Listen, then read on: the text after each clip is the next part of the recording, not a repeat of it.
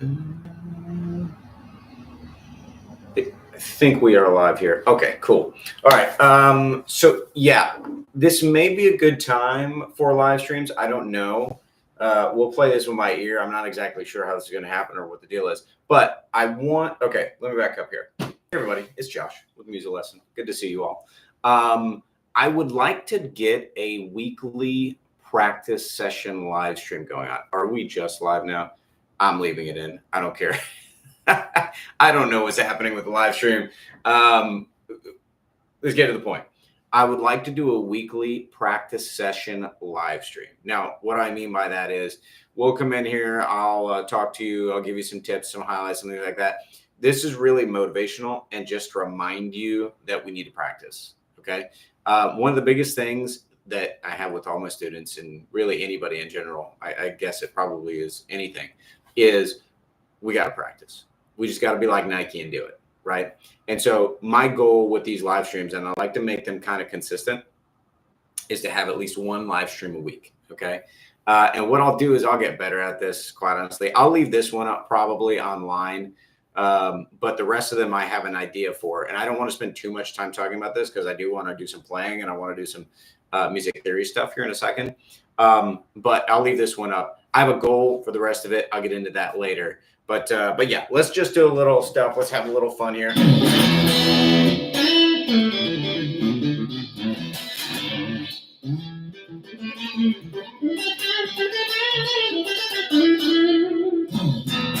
Yeah, that's some fun stuff right there. Okay, I think my levels are a little hot here.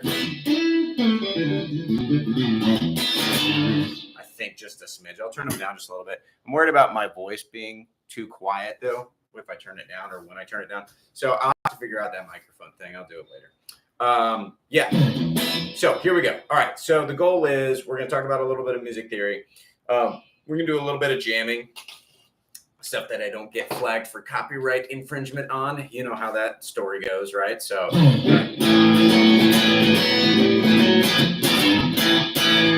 right, just something that we can just jam on and have a good old time. And we'll do that here for just a little bit. The other thing is we'll talk about music theory. Now, when I say music theory, I'm just going back to the basics for everybody here. Okay. And I'm going to go over some notes and then I'm going to get to the whiteboard on the back behind us. And what I'm going to do is I'm going to write out a music staff and we're going to go through some of that stuff. Okay. So that's my plan. We're going to have a little bit of fun here. And we'll just kind of go from there. So let's see what we can do here. Something that's not going to get us copyright flagged. Let's just do a little blues jam.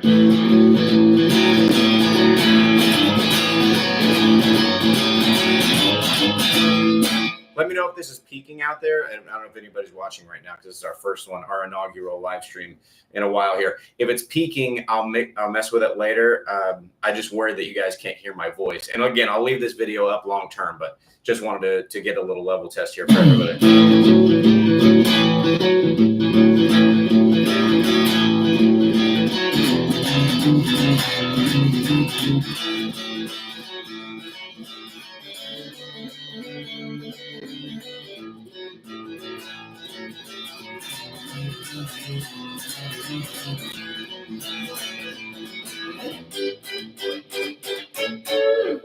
There we go. Okay, so that sounds clean. Let's take a listen to it, and I'm on my neck pickup here, but I'm on single coils, okay? So let's try that with a little bit of gain. I'm going to bump it up here.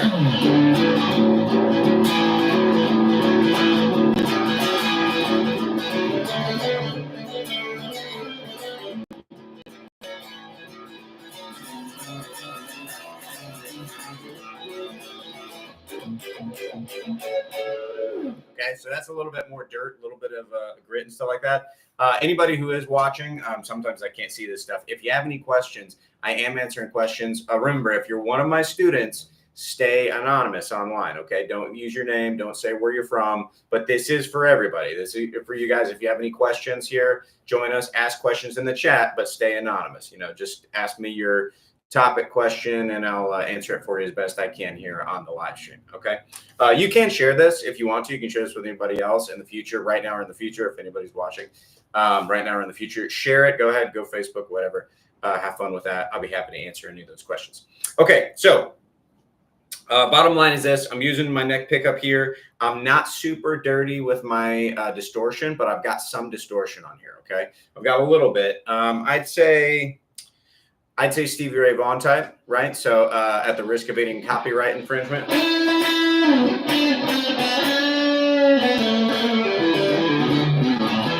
I think that's literally all I can play, or else I'll get copyright infringement.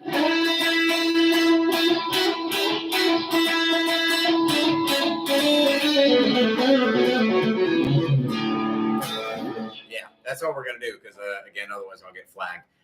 When I do these things in the future, what I will do is I'll put this on my website, and what we'll do is I'll take a few more liberties there, okay? And we'll do songs that we don't really care about, okay?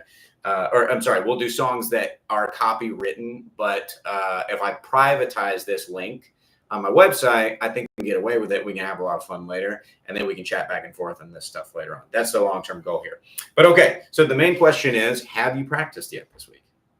Have you practiced? I'm going to make you feel uncomfortable for a second. Have you practiced? Yeah, it's a little too much dead air there, okay? Yeah, all right. So make sure you're practicing. Here's the deal. I always preach this to my students. We want to get 5 days a week, okay? And you want to get minimum 20 to 25 minutes every single time that you practice. Anything less than 20 minutes is, you're doing something, but remember, kind of the magic mark is 20 minutes, okay? Every one of my students that has done 20 minutes a day, 5 days a week, is going to see results. You're just going to. It's just going to happen. That's the way it is, okay? 5 days a week. I know that doesn't add up to a lot of time, right? Only 3 days at 20 minutes is you only got an hour worth of practice that week. So add another, what, you're getting, an hour 40, right? If I did my math right there. So it's not even really 2 hours, right? But here's the deal. It's the going to bed at night, sleeping, getting that short-term memory to long-term memory conversion. That's the thing that you want. Okay, that's the thing that you want in the long term. It's better than doing 2 to 3 hours one day on Monday, okay, or Tuesday, Wednesday, Thursday. Pick your day. It doesn't matter. It's better than doing that and then not picking up your instrument or not singing again until next week. Okay, it just always works out that way. All right. So I want you to think about that, and I want you to practice. Now, if you need motivation for practice log. Okay, get yourself a practice log, write it down, write it out. I've got copies here for students and people who know me. Okay, I've got copies. We can do all that. I think I can even put something up on the website. So let me know if you guys want that in the chat. I can get you one, and we can put it on the website there for you. Okay, but you need to do it. Okay, it's one of those things. I tell people this all the time. Okay, how do you get to know your best friend? Who's your best friend? Do you have a best friend? Hopefully you have a best friend. If you don't, I'm sorry, I apologize. Don't mean to bring up sensitive subject matters. But if you've got a best friend, or at least a friend, how do you get to know that friend? Well, you've got to spend time with them. That's the way it is with practicing. You've got to practice. You've got to spend time with your instrument. I know I'm looking to the screen just to check some things here, but you've got to spend time with it, right? So here's my instrument right here. Here's one of my guitars, okay? I've got my violin. I've got my drums. I'm not going to spin the camera around, but my drums are right on the other side of this here. You've got to pick it up. You've got to practice it. You've got to spend time with it. I get to know what my guitar does, right? Right. I can learn what my guitar does just by practicing and spending time with it. If I don't, I'm not going to learn its little intricacies. Every guitar is different, right? Every guitar is different. Every guitar has different things about it that I need to learn. I can tell you my semi-hollow, I don't know if you have seen it in my other videos, but it's the teal looking with the flame maple top on it. That thing plays totally different than this bad boy. This is my carbon. This is my Bolt Plus, okay? This bad boy just absolutely rips wide open. The other one, I have to struggle with it a little bit, but it's got beautiful tone. So I had to learn those things. I had to really figure out my teal guitar. I have to have a really good technique on it to really make the sound come out. This, I know it's going to sound a little lame. I know, but I can get away with a lot on this guitar. I'm just going to be honest about it. Okay. It doesn't require super, super great technique because this guitar is set up like a daggum pro. This thing is awesome. So I don't have to really struggle too much with this. It does what I want it to do for the most part. And then let's talk about effects. If it's clean, I have to be a little more precise. If I got dirty on it, I don't have to be quite as precise. Bottom line is you've got to play with your instrument. You've got to mess with your settings. You've got to practice it, really get to know it very, very well. Okay. Now, again, let's quantify this. What does that take? That takes 20 minutes, 5 days a week. 20 minutes, 5 days a week. And I'm not selling you anything here, right? This is just reality. This is going to help you no matter what you do. Okay. And let's broaden this. One of the reasons I was telling somebody this today, one of the reasons I teach music and I love music is because it doesn't just stop with the instrument. It doesn't just stop with singing. It doesn't just stop with drums. This applies. All these principles and everything apply to everywhere else in your life, right? So let's say you're studying for a test or something like that. Spend 20 minutes on that test studying. Spend 30 minutes. You might need more than 20 minutes. Don't go to your teacher and say, Mr. Josh said I only need 20 minutes. No, Mr. Josh is just saying for if you're starting out learning an instrument, minimum 20 minutes a day, 5 days a week. Okay. So yeah, you can't go do that with your teachers. I'm just Mr. Josh. I'm not your social studies teacher or whatever. Right. But you've got to do that. That's how you get started with this stuff. Okay. All right. So that's step number one. That's the first thing I wanted to talk to you about. Okay. But yeah, get to know it. Like I said, this bad boy plays different than everything else that I've got. My SG is even easier to play than this. So every guitar is different. Spend time with your instrument.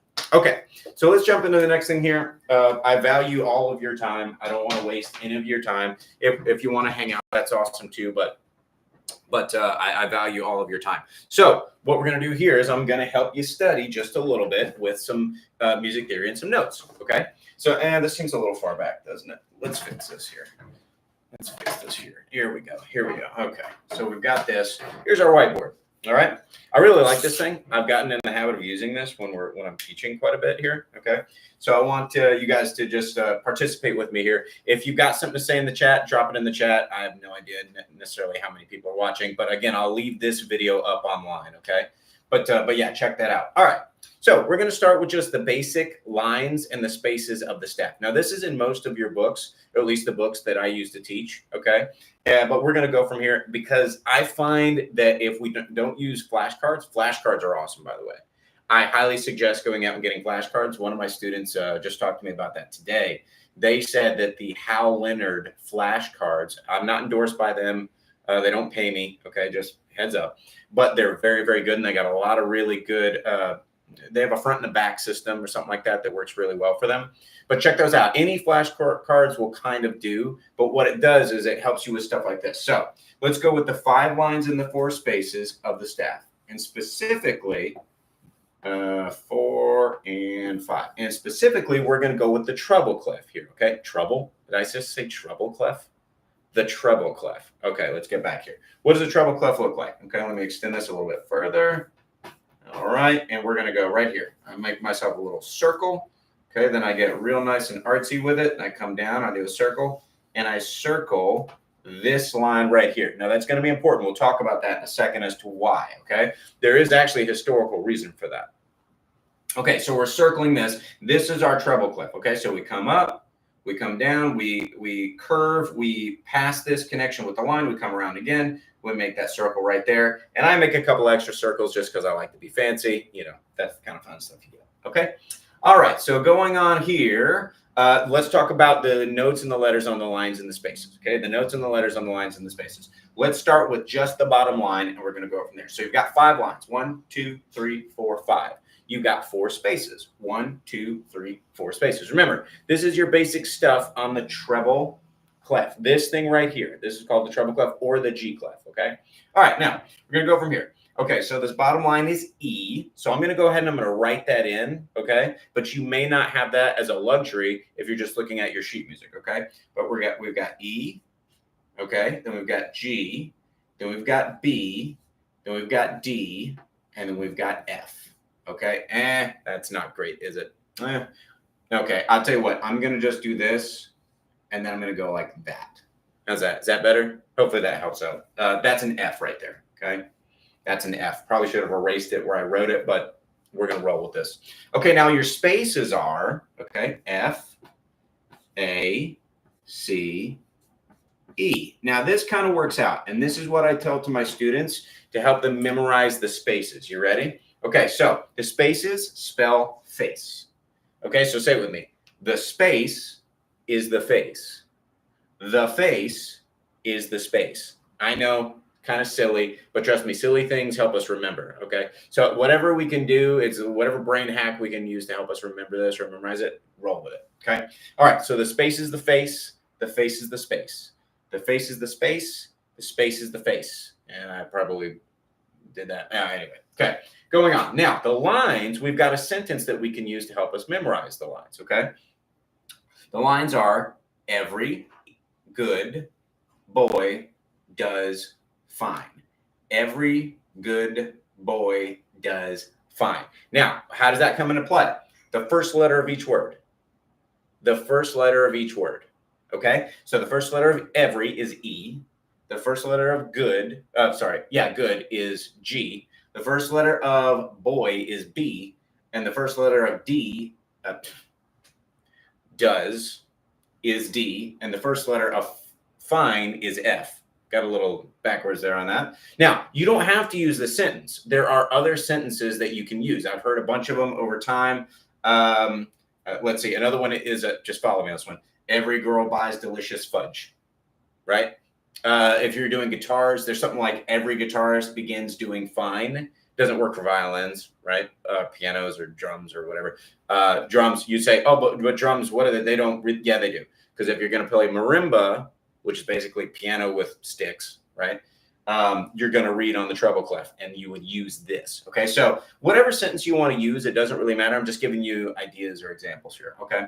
So that's what we're going to do. All right, so every good boy does fine. Every girl buys delicious fudge. Every guitarist begins doing fine. Those are the lines, okay? So bottom line to the top. Remember, 5 lines, 4 spaces. I also do it like this. So here's your 5 lines. 1, 2, 3, 4 spaces. Okay. So again, just ways to help you remember. That's all this is about. Okay. Now, there's a lot of reasons why you want to know the letters and why you want to be able to read sheet music. Remember, sheet music is the universal language of musicians. I jokingly say, I wish this counted as a foreign language when I was in college, because that would have been phenomenal. But it doesn't. But anyways, quick side story. I had to do a wedding for folks that were from mainland China. And they had us, my sister and I, my sister plays as well, they had us playing a traditional Chinese song. And the entire sheet music, I don't know, we say that. I mean, words, I can't read Chinese, but, or Mandarin, something like that. I'm not sure which it was.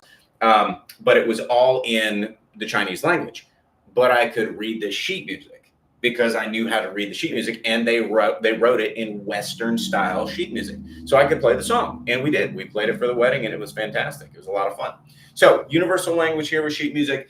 This is the basics. This is what gets you started. This is where we go from here, okay? And trust me, there's a lot more, but if you can get these foundational 5 lines and 4 spaces in your mind and get it memorized, you're going to have a great foundation to start with. Now, one other thing before we move along, I want to point out the music alphabet, okay? The music alphabet. We don't go to H in music. Just digest that. We don't go to H in music, okay? So what is the music alphabet? Music alphabet is A, B, C, D, E, F, G, starts back again at A. Okay, some of you may know this. That's fine. If you do, awesome. If you don't, here you go. So what you're going to do is you're going to go this way. Which way should you do this? This right here. Going to go all the way this way. Okay, and then once that's done, you're going to come back around and just do this. Now, if you're going based off of frequency, it doesn't come back around here. It keeps going either up or it goes in reverse down. So what would reverse be? G, that's a terrible G, F, E, D, yada, yada, so on and so forth. You get it that direction, okay? Frequencies always go up or down, depending on which direction you're going. So if you're going this way, the frequency goes up, sheet music-wise. If you're going down, the frequency goes that way. Now, real quick here, because I know I staggered these, I'm going to go and show you kind of the line. This is how it works right here. So this is how they connect, okay? G would be A, would be next, then B, then C, then D, then E, then F. Okay, now the zigzag is not there. The zigzag doesn't exist. What I did is just to show you which letters come in what order. Okay, the zigzag's not there. It literally just goes straight like this. I would not do that normally, okay? But just to give you an example of how this all works, okay? So remember, music alphabet, A through G, starts back over at A. Now, this is an octave higher than the first one, okay? So this A would be down here, and then you'd have an A right here. This A would be down here, then you have another A up here. Okay. So you're always going up. So this is technically going like this. This is technically going like this down. Okay. All right, cool. Again, I value you guys' time. Thanks for hanging out with me here. If you got any questions, hang on just a little bit longer. Maybe I'll jam for a minute or two if you guys want to ask some questions, if anybody's online. If not, I'm probably going to wrap this up here. Again, the goal of this is to remind everybody to practice. That's it, right? I know we're all busy. I know we got a lot of stuff to do, but it really is as simple as Nike just do it sometimes, right? If you've got your instructor and you know what to do and they've told you what to practice, just go through it. Even if you feel like you're going through the motions, there's nothing that beats time. I could probably stop the sentence right there. There's nothing that beats time. But let me go further. Nothing beats time spent on the thing you need to learn, right? The actual application and the doing. Okay. Nothing really beats that. Sure, we can, everybody's talks online with like those hacks, and there are legitimately some things that I would consider like memory hacks or life hacks or something like that, right? But I find that at the end of the day, the main quote unquote hack is just the doing. Sometimes the things we're doing take longer than other things. Okay. But obviously, as my students, I talk to them and we game plan about how to mitigate length of time for practicing, because some of my students have songs that are like 10 pages in length, right? Well, how do you practice that? We talk about it, I'm not going to go into all of that here today. That's not what today is about necessarily. But yeah, hopefully this helped you out. We'll probably do a hangout like this once a week. Is Wednesday night a good time? I don't really know. Maybe. Is Wednesday morning a good time? I don't know. There's people that watch us from across the world, halfway around the world, and they're in a different time zone. So I don't know. It just is what it is. I'll try to figure it out, and I'll try to see what works for most people. Before I pick up my guitar and play again, remember, stay anonymous. Stay anonymous online. Don't use your name. If you're one of my students here locally, don't use your name. Don't tell me where you're from, or don't tell anybody online where you're from. Okay? So keep that. Hold on. Okay. Sorry, I just got a notification there. Don't tell anybody where you're from. Don't tell anybody your real name. You can use your first name, I guess, right? That's probably pretty safe. But yeah, keep yourself anonymous, because the internet's a crazy place, right? We can have a great time, and that's what we want to keep it at. Okay. So let's do that. I'm going to pick up the guitar. If you got any questions, if there's anybody watching, drop it in chat. Feel free to share this once it's done. I will leave this video up. The next one will probably be, I'll probably leave it live stream on the next one, but what I'll probably do is I'll put it as a link on the website, www.musiclesson.com. Okay. And I'll leave it on the website after this, and I'll turn it into a private link so that, if you're a subscriber or how to get to the website, it will be under the videos tab, and pending formatting, however that works out, it will be under videos tab, and it'll probably have a new live stream tab underneath videos, and that's where you'll find it. Okay.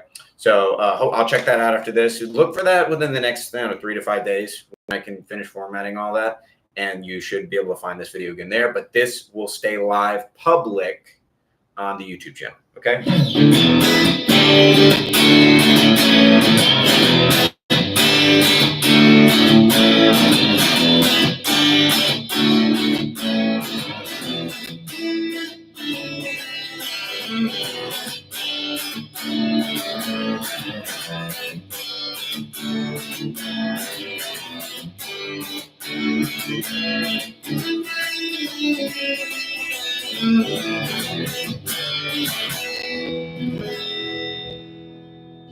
That's not a bad one, huh? That's not a bad one right there. Did you guys write music? I write some from time to time.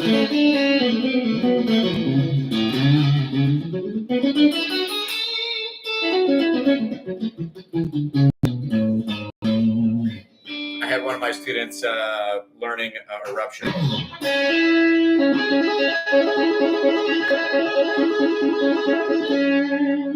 think if I go too far past that, they're going to get some copyright on me. Anybody know exactly how long you can do? I think you can do like maybe 5 seconds of it, maybe 10 before they actually start hammering you. And it affects your reach. I know. Okay. So people talk about this and this. Okay. So folks, if you're watching, we're just kind of talking right now and having fun. So what people talk about on YouTube is I don't know what's true and what's not true. They change the rules always so much, But I guess if you use more than 10 seconds, they flag you for copyright infringement, which is not initially bad. Any revenue or whatever that the video makes goes to the original copyright holder or whatever, which is fine. That's totally fine. But I was also told that it messes with your reach. So they like shadow deflate your reach or something like that if you do it too many times, which I've always found really weird. I've always wondered if that person wasn't telling me the truth or just didn't know the truth, because there's a ton of, how can you have other channels or other sources online that are using like half of songs and promos and they don't get their reach, detracted or something like that. I don't know. I'll try to look more into that later. I'm not super savvy on most of this stuff. I know copyright law. Yeah, mono. Yeah, it sounded like fake news to me too, because a ton of people use it. I don't know. Maybe they just don't want to share revenue, which I guess is fine. I don't know. I know the revenue sharing thing is weird on YouTube.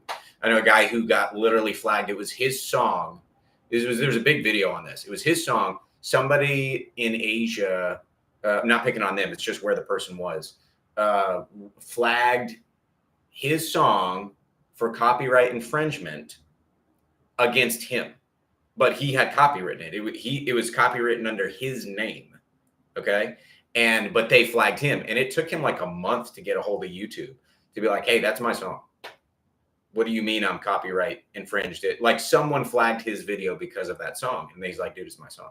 I literally own the copyright. Here's the number. And he had to go through a whole rigmarole to get that worked out. But yeah, the internet's a weird place. That's why I think what I'll probably do is I love teaching these songs, but it's hard to talk about them. I'll probably post a lot of these stuff as private links on the webpage when they're done. And then we'll go in there and we'll have our own live streams and stuff later on so that we can really have fun and really mess with this stuff full time. So yeah. Hey guys, how you doing? Good to see everybody. Well, let me know if you got any future questions in here. Go ahead and drop it in the chat, or inbox me on the Facebook page, Musa Lesson on Facebook, and I'll answer any questions you guys have. I try to help as much as I can. But yeah, happy to hang out with everybody tonight. Good to chat. Good to talk. Good to connect with everybody. Remember, the main goal of this, aside from the music theory, was go practice. Take 20 minutes, set a timer. I literally tell my students, set a timer for 20 minutes just to start. Now, if you've been playing for a long time, you're going to want to go 30 minutes, an hour, 2 hours. When I was in college, I practiced for 5 hours a day. That was it. Period. End of story. Just that's how you did it. I had colleagues that practiced 8 to 10 hours per day. And I'm not joking. I know this to be 100% factual. They were in the practice rooms. Every time I would go by there, I would see them and hear them. It's a crazy time in life. That's your job. If that's your job, it makes sense. Okay. Anybody that goes to a regular job, like a factory job or even a bank job, you're doing 9 to 5 or something like that, whatever, you're doing 8 hours a day, that's a job. Well, when your instrument is your job, that makes total sense. You'd be practicing 8 hours a day. Steve Vai has like a 10 to 12 hour guitar practice method that he put on like Premier Guitar or something, like some magazine. I don't know, but that makes total sense, doesn't it? Like if I want to get good at something, I want this to be my job, I'm going to practice this. I'm going to do this. Right. So that makes total sense to me. Admittedly, I don't practice that long anymore just because, I'm teaching most of the day, or, I wear a bunch of other hats as well. But I practice as much as I can. And I got 4 instruments that I teach. Right. So I'm going to be practicing all those instruments at various times to try to help other students and try to do videos. I send videos out to students and help them learn. Stuff like that as well. Or I'll send them a practice log. Get a practice log. If you don't have a practice log or a notebook, write it down. If you've ever worked out or been in the gym, that stuff really, really helps. Really, really helps. Write it all down. And I know, okay, like I'm sitting here and in my brain, on my own worst enemy, I'm like, Josh, everybody already knows this stuff. Sure, probably, but it doesn't hurt for someone to remind you, because there's plenty of stuff that we've known and just kind of, walks away from our mind for a while, or we've forgotten or something like that, so that's what I'm here to do for everybody. Hey guys, Jeff Mono, do campfire guitarists need to know scales and stuff? Oh, good question. Okay.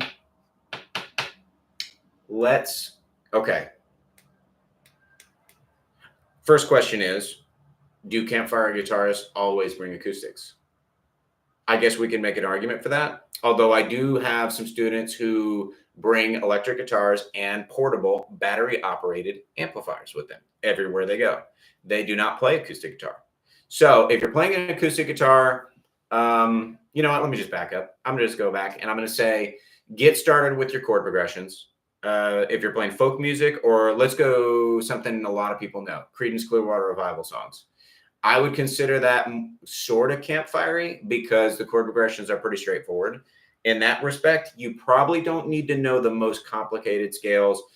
You probably don't need to know the names of the modes. You probably don't need to know any of that stuff. I would start with your major scale and then your minor scale. And I'll go a step further here. Do it all in first position. And then what I would do if I was formatting this as a strategy, I would take a page from the caged method. Let me know if you've never heard of the caged method before. CAGED, caged.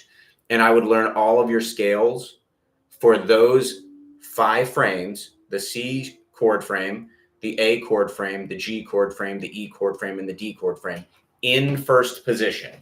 Okay. And so I'll give you an example here. Here's your G chord frame, right? Okay, so here's your G, right? Ready?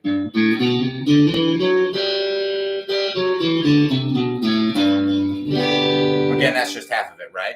But if you're playing campfire songs, you're going to use that G chord a lot, okay? Here's the reason why.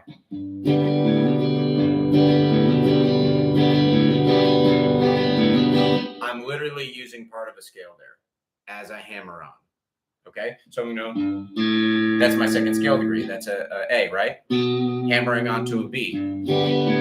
Now, you don't have to know it, but I can then go and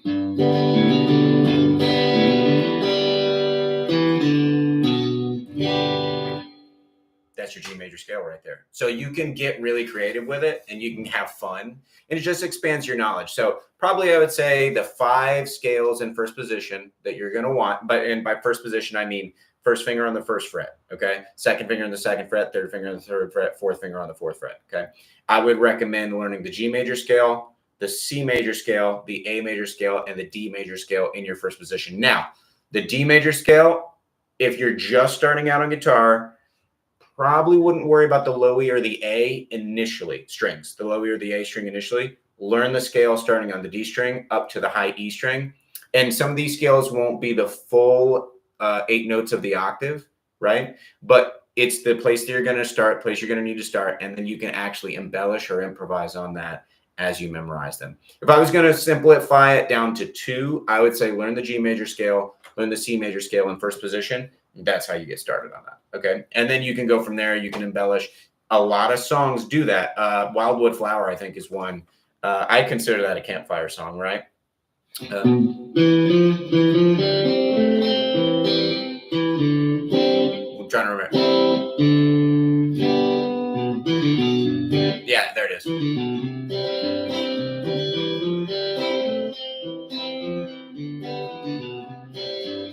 That's campfire song all day long. So yeah, I would say probably a good idea. C major scale, G major scale, and then go from there. Okay. Use that as your foundation, roll into other scales in first position, and that'll help you better play your campfire songs for sure. Chords, CAGED, get them all down. There's a great one page in the Hal Leonard guitar method. Again, I don't get paid by them, but I do use them and I use them to teach my students. And that's what I meant. Hold on one second. Cowboys and yeah, you know, you're not wrong. Okay, so let me backtrack. Do you need it? Probably not. But I guarantee you, there's probably a bunch of probably a bunch of Roy Rogers songs and probably a bunch of other songs that are going to use those hammer-ons, right? Like I just played Wildwood Flower there. That's a Maybelle Carter song all day long. Guarantee you that's been played out on the prairie. You know, so it just kind of boils down to what songs you want to play or what songs you're working on around the campfire and how complicated you want to get with it. If you're just doing D, G, C, if you're doing the caged chords and you're just rolling with that, probably not extravagant, but I will say it's going to be more fun for you. Okay. Because at some point you're going to be like, my Lord, how many times have I played these chords? right? And you're going to want to do something a little fun with a little more embellishment, even on a campfire cowboy song, right? So that's what my suggestion would be. I'd go with that. And I think that'll help you out. Maybe spice it up for you after a while. You'll have a lot of fun with that one. Sound good? Hopefully that answered your question all the way through there. But yeah. The one thing that I do if I'm playing at the campfire is, I'll tell you the next thing is I really go to fingerstyle. Okay. So if I'm doing some fingerstyle stuff, I don't know if you guys play a lot of, or gals play a lot of fingerstyle here. Okay. And then I go, and I get kind of interesting with those chord progressions. So what I'm doing is, again, not endorsed by them. I pay for all my own stuff. Fred Kelly picks. It's what I'm using right here. Love it. A lot of fun.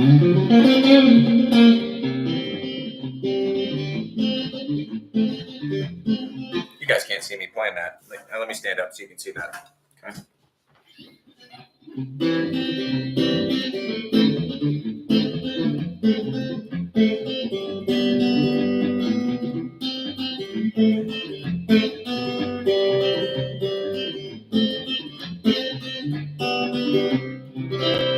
Maybe a little C major 7th there at the end, right?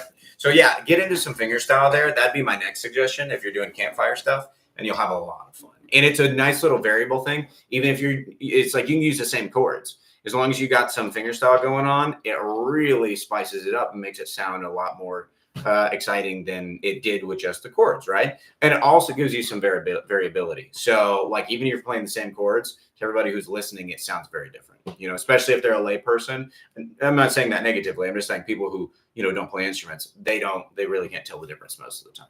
Okay. So yeah, that's another suggestion for you. Hopefully that helps you. All right. Okay, I'm going to go ahead and end this now because again, I respect everybody's time, and I just wanted to give you some things to work on and look at and think about. That's what I'm all about, thinking about it. I told one thing. I'll say this, and then we'll close it out. I told one of my students today. I said, okay, what I do is I give you. Okay, yeah, I'll be here a minute, Mono. I'm going to give you this, and go ahead and write in the chat if you need something. Let me tell this to you, and then I'll get to your question. So what I do is I tell people I'm teaching you this thing, right? So my fist is an idea, concept, right? So I'm teaching you this thing, right? What I want to do is I want to give you as many different possible vantage points and ways of thinking about it as I possibly can, right? Because the more different vantage points and angles at which you're looking at a thing, the better, the more likely you are to be able to understand that thing, right? So if I'm looking at it from over there, well, now I've got that vantage point. But if I'm looking at it from back here, well, now I got that vantage point. Now from over there, I've got that perspective. So the more perspectives you have, the better.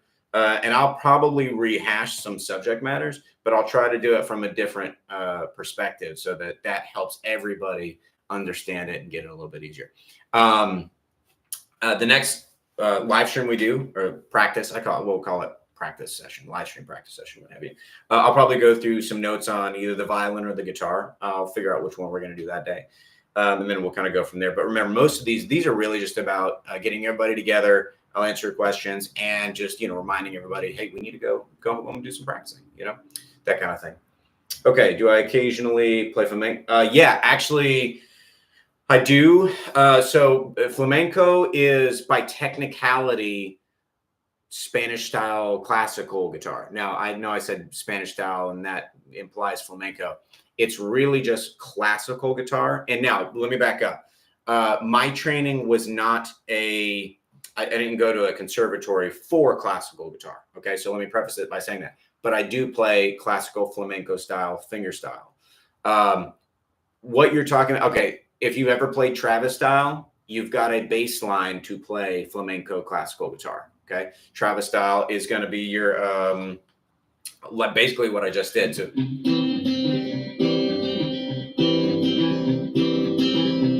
okay, and you're using your thumb. I'm using a thumb pick right now. You can use your straight thumb. But the difference is with the flamenco, you're actually going to change the way your hand is structured. With Travis style, it's straight and flat and against the guitar most of the time. With flamenco, you're actually angled with your. Let me show you this. Angle with your wrist. So imagine this is the guitar right here, and I'm actually doing this, kind of like almost like a squeezing. Now remember, my middle finger doesn't work properly. Okay, My middle finger doesn't work, so just keep that in mind. I've probably said that in a handful of videos. This is why I play left-handed in the first place. So I can't move this part of my middle finger, but you can. So, or however you play. So use that to your advantage. You're literally like grabbing a ball and squeezing is kind of what the action is. That's not the end product, but that's kind of the action. Now, the best thing that I could do if you're looking to get into flamenco style guitar is take yourself and make it so that your first finger, your second finger, and your third finger stay on the same strings the whole time. You will not end that way in flamenco classical, but that's how you get started. Then your thumb is going to go back and forth on the low E, the A, and the D, depending on what's necessary in the song. Your first finger, your second finger, your third finger will never play on the low E, A, and D to start. They definitely can later, but to start off, confine yourself to that. Now, what do I mean by that? Get yourself a G chord, okay? And let's put our first finger on the G string, our second finger on the B string, our third finger on the high E string. Leave them there. And what I mean by leave them there is you will pick them, you'll pluck them, right? But you want to leave those fingers on said strings, okay? The thumb is going to go to the low E, the A, or the D based off of the chords you're playing and what the desired bass note's going to be. Okay, so let's take an example. I'm going to stand up here again, try to make this a little bit easier. Got your third finger here, okay? Okay, I'm sorry, third finger, your thumb, sorry about that. Got your thumb. I'm going to put that on a G chord. Okay, here's my G chord. I'm going to put that right here and put my thumb on the low E. Now, my first finger is going to be on the G. My second finger is going to be on the B. My third finger is going to be on the high E, okay? Okay, now start with that. Go to the C chord, replicate it. Now I'm going to put my thumb on the A string. Okay, now I'm going to go to a D chord, replicate that. My thumb's going to go on the D string now. Same fingers, same strings over here, okay?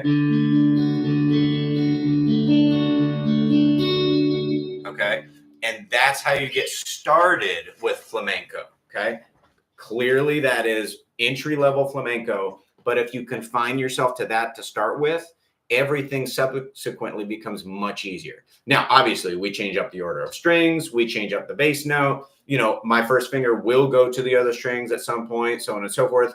I'll break some rules later on, but remember, if you know the rules, you can break them, okay? But my advice is this, and I'm not going to lie to you. When I first learned Travis style, I learned Travis style picking before I learned actual flamenco, which is pathetic, I know. But anyways, it just is what it is. I literally sat down for 2 weeks, not exaggerating, 2 weeks, okay? And all I did was flamenco, outside of my performances that I had to do, was not flamenco, but Travis style. And I just sat there and did it so slow that I burned it into my brain, okay? And it is basically cauterized the inside of my skull at this point, okay? Flamenco, do it the same exact way. Sit down, take 7 days straight, take 14 days straight, and just go on the G, the C, and the D, and just do that pattern. Just do thumb, G, B, E, thumb, G, B, E. And of course, the chords will dictate what frequencies or sound notes. I say frequencies, notes that you get out of the guitar. But that's what I would do. I for sure would 100% do that. And once you got it memorized, man, you can just roll with it. You got it, right? The most important thing that I tell students besides that is every technique that we learn, we want to be able to have on demand, right? On demand. We kind of don't care how long it takes to do that. It just takes the focus and the dedication to sit down and make it happen, right? And again, that's why we go back to Nike. That they came up with a great slogan. Just do it, And again, you don't have to kill yourself with time. Just start with 20 minutes, Set your timer. This is going to sound crazy. Get you a timer, whether it's on your phone or an egg timer or whatever, a kitchen timer. Literally set your timer for however long it is, 20 to 30 minutes. And just tell yourself, I might get really bored, but I'm not going to get up until that timer goes off.